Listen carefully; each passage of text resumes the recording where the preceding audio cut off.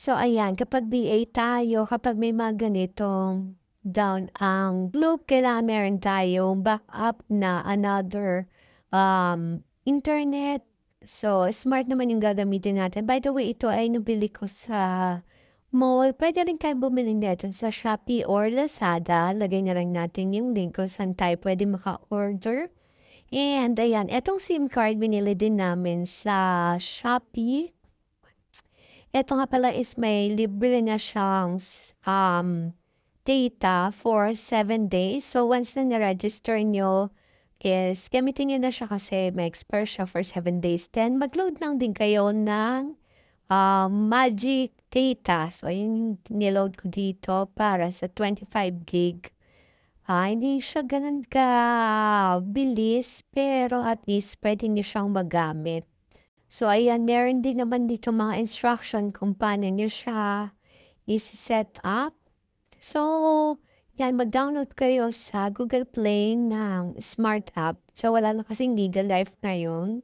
Mag-update na sila. So, ayan, makikita nyo dyan yung password ng mismo broadband. So, ayan, meron naman din ditong instruction and YouTube video kung paano nyo siya pagaganahin.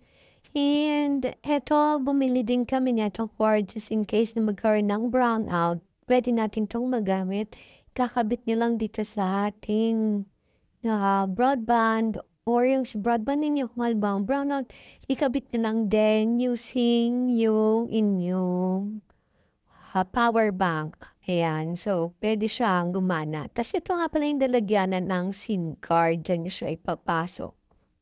Tas yan, kapag merong green light, ibig sabihin gumagana or meron kayong data. Ayan, so ito, importante din 'tong kabitan na 'to kasi para naman 'to sa LAN, parang diretsa naman yung mismong, Wi-Fi ninyo doon sa laptop para mas mabilis. So ayan, meron nga pala 'tong libreng cord yung Smart Pro na 'yan. So ayan, ikakabit natin siya dito sa USB port ng ating laptop. So ayan, makikita niyo kapag ongoing na siya or gumagana na siya kapag may gano'ng icon sa laptop niyo. So follow for more.